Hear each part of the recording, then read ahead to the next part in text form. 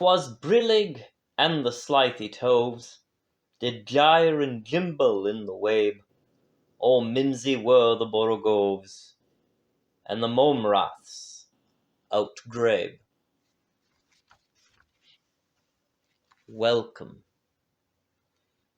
My name is Stuart Blanchet, and this is another episode of Giles Tenderworth's Monsters in the Dark.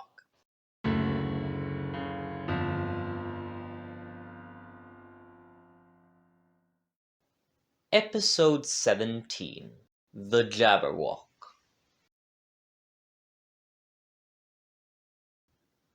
The stories of Lewis Carroll, Alice in Wonderland, and Through the Looking Glass may seem fantastical and outlandish, but they have captured our imaginations and offer you, dear watcher, a glimpse into the worlds that surround us.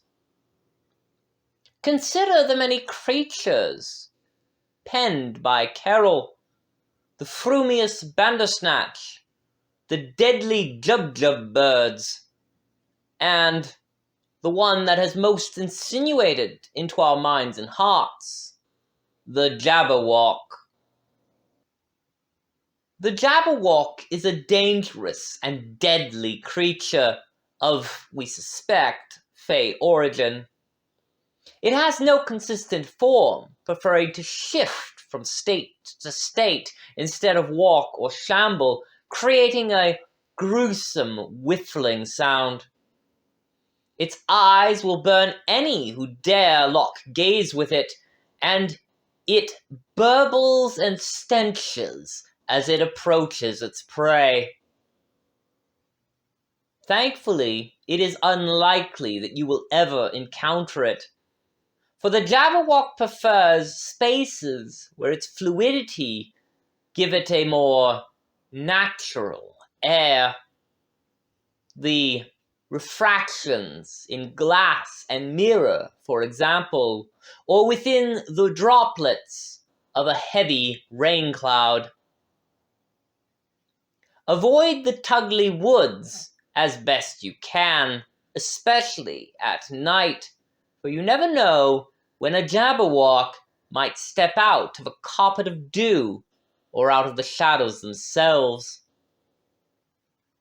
How they spread is relatively unknown, but the Lodge offers this research. 2 Jabberwocks somehow encounter each other while compressed between the lights, and out of this union comes a single pregnant creature, which gives birth to itself in a deluge of rain. During such nights, our advice is to shutter your windows and keep them locked. Wait it out. For to venture out in the middle of a rainstorm is to tempt the Jabberwock to come and feast. For both the new Jabberwock child and its parent parts are ravenous after the birth. Speaking of remaining on your guard, hunting the Jabberwock is pure madness.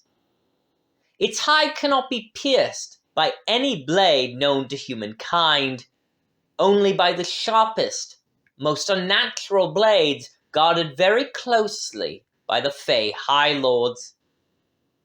To fire any bullet at it would be to see its rubbery hide ripple in nauseating waves and see that bullet ricocheted into a random direction, far more deadly to you, dear watcher, than to the Jabberwock itself.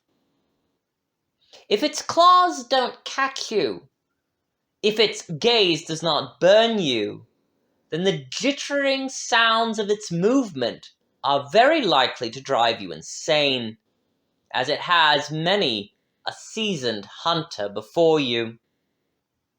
And woe betide to any who might see the Jabberwock's true form. Fare thee well into the dark. Stray not into the great storm, lest you become prey for the Jabberwock, or worse. Hide beneath the tum-tum tree to wait it out, unless you hear the sound of the jub-jub bird, in which case, flee, for the Jabberwock is surely on your trail.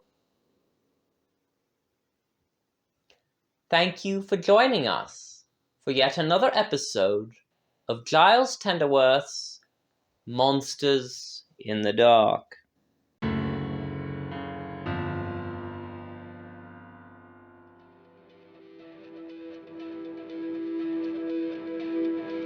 Please take the time to like and subscribe to our channel. And also, please check out our Kickstarter when you have a moment.